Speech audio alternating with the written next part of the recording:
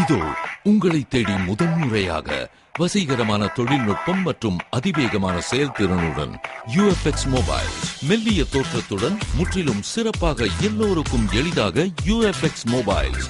உங்கள் நவீன தலைமுறைக்கான mobile UFX mobiles. Make your move. For the very first time coming your way is an irresistible combination of speed, style and technology. UFX mobiles, exceptionally sleek, totally advanced, and now the phone that everyone can afford to touch. Your next generation mobile. UFX mobiles, make your move.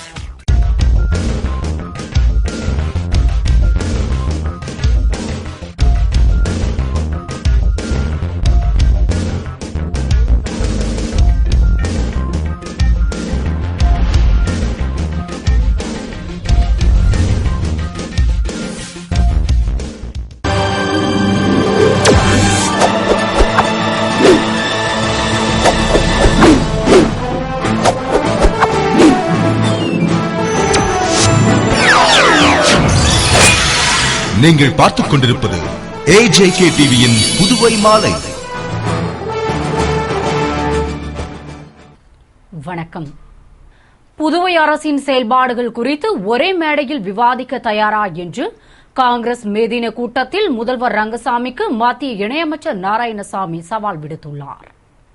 Puduvai மாநில காங்கிரஸ் அலுவலகத்தில் மே தின கூட்டம் மாநில காங்கிரஸ் தலைவர் AV Subramanian தலைமையில் மாநிலங்களவை உறுப்பினர் கண்ணன், முன்னாள் முதல்வர் வைத்திலிங்கம் முன்னிலையில் நடைபெற்றது.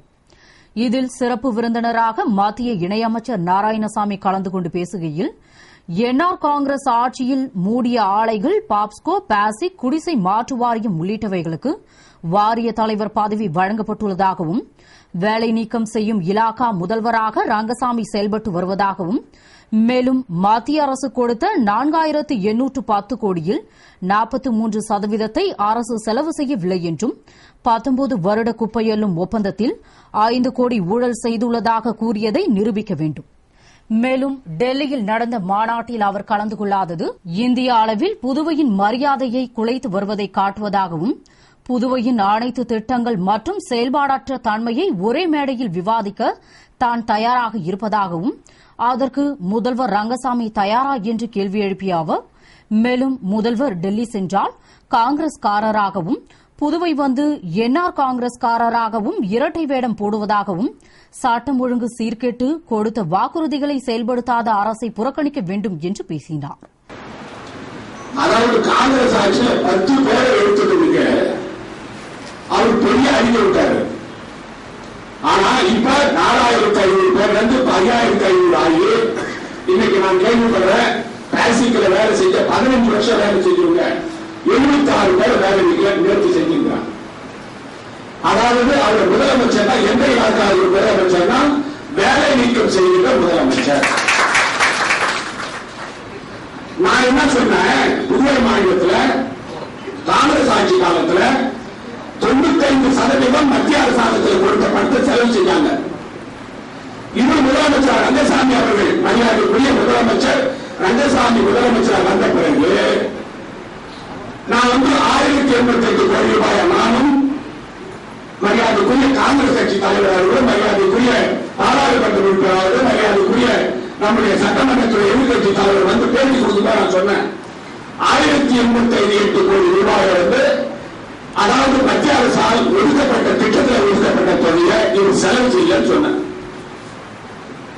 அப்புறம் முடிவு வந்த பிறகு ஏப்ரல் மாசம் நடந்து பார்க்கும்போது, அதாவது 4810 கோடி ரூபாயில செலவு பண்ணாதவர்களும் செலவு பண்ணாத 43%. 43% செலவு பண்ணல.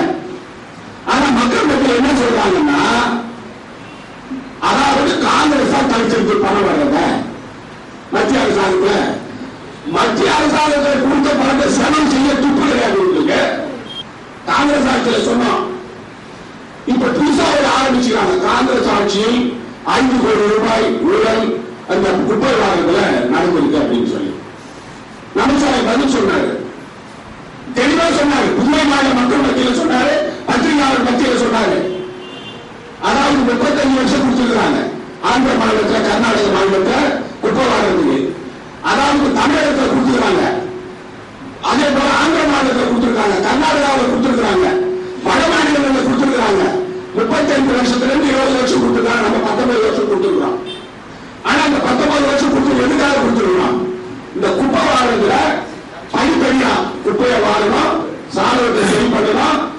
குப்பையை தரம் பிடிக்கணும், அந்த குப்பையை அவங்க டிஸ்போஸ் பண்ணணும். இவ்வளவு வேலை கொடுத்துருக்கோம். ஆனா தமிழ்நாட்டில் 2400 ரூபாய் குப்பை வாரத்துக்கு மட்டும் பணம் ஒரு கல்விக்கு. ஆனா இந்த 1700 சொச்சு ரூபாய் தான். இவங்க எந்த ஊழல் நடந்திருக்குது? நான் ஊழல் நடந்தா நிறுவனம் பண்ண நாங்க தயார் விசாரணை தயார் அமைச்சாய் சொன்னாரு. அது பிறகு பேச்சுக்கான மூச்சுக்கானா ஆதாரத்தை பத்திரிகையாளர்கள் கொடுத்து பத்திரிகை கொடுத்த பிறகு யாராவது ஒருத்தவங்க பதில் சொல்லணுமா இல்லையா? 5 பேர் இவ்வளவு சொன்னாங்களோ அல்லது தப்பு நடந்தது சொல்லணுமா இல்லையா?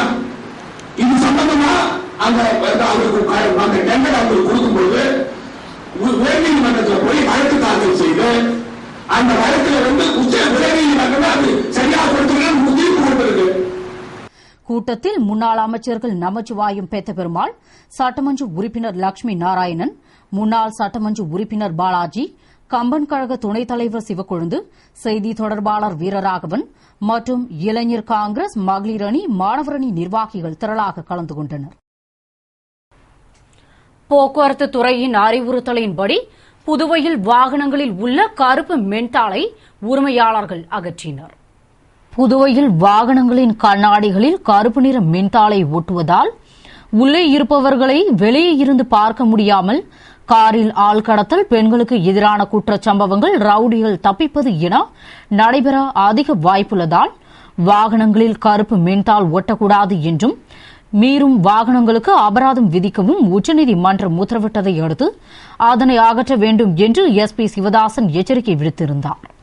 அதன்படி கார் மற்றும் இதர வாகனங்களில் உள்ள கருப்பு மின்தாளை அரசு அதிகாரிகள், பொதுமக்கள் உள்ளிட்ட வாகன உரிமையாளர்கள் தீவிரமாக அகற்றி வருகின்றனர். அவ்வாறு அகற்றாத வாகனங்களை முக்கிய சந்திப்புகளில் மடக்கி போக்குவரத்து போலீசாரை அகற்றி அபராதம் விதிக்க உள்ளனர். இதனால் புதுவையில் வாகனங்களில் கருப்பு மின்தாளை அகற்றும் பணி தீவிரமாக நடைபெற்று வருகிறது. பதவி நியமன விதி திருத்தத்தை ரத்து செய்து புதுவை இளைஞர்களுக்கு அரசு வேலைவாய்ப்பை உறுதி செய்ய வேண்டும் என்று திமுக இளைஞரணி அமைப்பாளர் சிவா கோரிக்கை விடுத்துள்ளார். இது தொடர்பாக திமுக இளைஞரணி அமைப்பாளர் சிவா கூறுகையில், புதுவை அமைச்சக ஊழியர்களை கொண்டு பதவி உயர்வின் மூலம் இதுவரை நிரப்பப்பட்டு வந்த உதவியாளர் பதவிக்கான நியமன விதிகள் திருத்தம் செய்யப்பட்டு வெளியிடப்பட்டுள்ளது. அதன்படி இந்தியாவின் பல்வேறு மாநிலத்தவர்கள் விண்ணப்பிக்கலாம் என்பதால் புதுவையைச் சேர்ந்த படித்த இளைஞர்களுக்கு அரசு வேலைவாய்ப்பு எட்டாக்கனியாகிவிடும். மேலும் உதவியாளர் பதவி சி பிரிவின் கீழ் வருவதால் புதுவை அரசால் அளிக்கப்படும் மிகவும் பிற்படுத்தப்பட்டோருக்கான ஒதுக்கீட்டையும் பூர்வீக ஆதிதிராவிட இளைஞர்களுக்கான ஒதுக்கீட்டையும் பெற முடியாது என்பதை திமுக வன்மையாக கண்டிப்பதாகவும், உதவியாளர் பணிகள் பதவி உயர்வின் மூலம் நிரப்பப்பட்டு வந்ததால் இளைஞர்களுக்கு அரசு வேலைவாய்ப்பில் அதிக வாய்ப்பு இருந்தது தற்போது கேள்விக்குறியாகிவிட்டதாகவும், இந்த முறையால் கீழ்நிலையில் உள்ள அரசு ஊழியர்களுக்கு மன உளைச்சலும் விரக்தியும் ஏற்பட்டுள்ளதாகவும், அகில இந்திய அளவில் நியமனம் என்ற போதிலும் விண்ணப்பிப்பவர்களுக்கு தமிழ் தெரிந்திருக்க வேண்டும் என குறிப்பிடாததால் பல துறைகளில் அரசு உதவிகள், நலத்திட்டங்கள் பற்றி பேசும் மக்கள் எதையும் சொல்ல முடியாத அளவிற்கு நடைமுறை சிக்கல் உருவாகும் என்பதால் முதல்வர் இதில் தனி கவனம் செலுத்தி இந்த ஆணையை நடைமுறைப்படுத்தாமல் தடுத்து நிறுத்தி புதுவை இளைஞர்களுக்கு அரசு வேலைவாய்ப்பை உறுதி செய்ய வேண்டும் என்று வேண்டுகோள் விடுத்துள்ளார். புதுவை அண்ணா திடலில் நடைபெற்ற டென்னிஸ் போட்டியின் பரிசளிப்பு விழாவில் முதல்வர் ரங்கசாமி கலந்து கொண்டு பரிசு மற்றும் சான்றிதழ்களை வழங்கி பாராட்டினார். புதுவை மாநில டென்னிஸ் சங்கம் சார்பில் அண்ணா திடலில் 39வது டென்னிஸ் போட்டி புதுவை, காரைக்கால், மாகே, ஏனாம் ஆகிய பகுதி வீரர்களுக்கு சிறுவர், சிறுமியர், ஆடவர் ஒற்றையர், இரட்டையர், முதியவர் ஒற்றையர், இரட்டையர் பிரிவுகளில் நடத்தப்பட்டு அதற்கான பரிசளிப்பு விழா டென்னிஸ் சங்க தலைவர் ராமலிங்கம் தலைமையில் அமைச்சர் தியாகராஜன், சப்தகிரி குழும தலைவர் சிவக்கொழுந்து, ராமலிங்கம், சிவசண்முகம், சந்தோஷ் உள்ளிட்ட டென்னிஸ் நிர்வாகிகள் முன்னிலையில் நடைபெற்றது.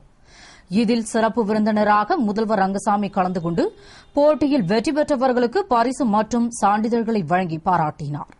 விழாவில் டென்னிஸ் சங்க நிர்வாகிகள், உறுப்பினர்கள் மற்றும் டென்னிஸ் வீரர்கள் கலந்து கொண்டனர். நாட்டை வலிமைப்படுத்த அணுகுண்டு மற்றும் ஏவுகணை தயாரிப்பு அவசியம் என்று முன்னாள் ஜனாதிபதி அப்துல் கலாம் கூறியுள்ளார். இது தொடர்பாக முன்னாள் ஜனாதிபதி அப்துல் கலாம் கூறுகையில், இந்தியாவில் 60 கோடி இளைஞர்கள் உள்ளனர்.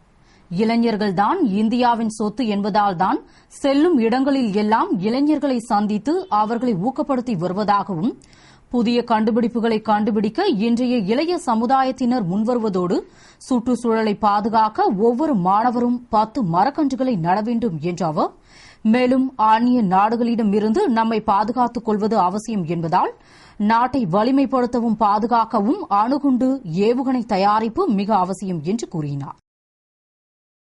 திட்டங்களை செயல்படுத்தாவிட்டால் மக்கள் படையை ஒன்று திரட்டி காங்கிரஸ் வீதியில் இறங்கி போராடும் என்று மே தின கூட்டத்தில் மாநிலங்களவை உறுப்பினர் கண்ணன் எச்சரித்துள்ளார். புதுவை காங்கிரஸ் அலுவலகத்தில் நடைபெற்ற மே தின கூட்டத்தில் மாநிலங்களவை உறுப்பினர் கண்ணன் பேசுகையில், புதுவையில் நடந்த சட்டசபை தேர்தலில் காங்கிரஸ் தோல்வியடைந்ததற்கு காங்கிரசாரே காரணம் என்றும், மூடப்பட்ட பஞ்சாலைகளுக்கு தலைவர் பதவி மே தின கொண்டாட்டம் எதற்கு என்று கேட்ட அவர், மேலும் ஸ்பின்கோ, பாசிக் போன்ற நிறுவனங்களில் வேலை செய்பவர்களுக்கு சம்பளம் கொடுக்காத அமைச்சர்கள், சட்டமன்ற உறுப்பினர்கள் சம்பளம் பெறுவது வெட்கக்கேடாக உள்ளதாகவும், மக்கள் பிரச்சினைகளை தீர்க்க மத்திய அமைச்சர் நாராயணசாமியை அழைத்துக் கொண்டு டெல்லி சென்று புதுவைக்கு தேவையான நிதியை பெற்றிருக்கலாம். ஆனால் நிர்வாக திறமையின்றி அரசு செயல்படுவதாகவும், திட்டங்களை செயல்படுத்தவும், மக்கள் பிரச்சினைகளை தீர்க்கவும் மக்கள் படையை திரட்டி வீதியில் இறங்கி காங்கிரஸ் போராடும் என்று எச்சரித்து கூறினார்.